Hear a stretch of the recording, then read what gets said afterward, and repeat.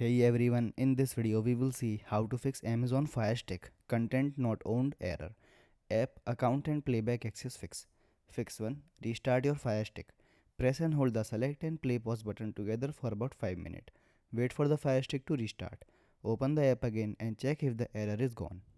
Second one is check the account Amazon account. Go to settings on the Fire Stick, then select my account or account and profile setting. Then make sure you are signed in with the Amazon account that owns the content.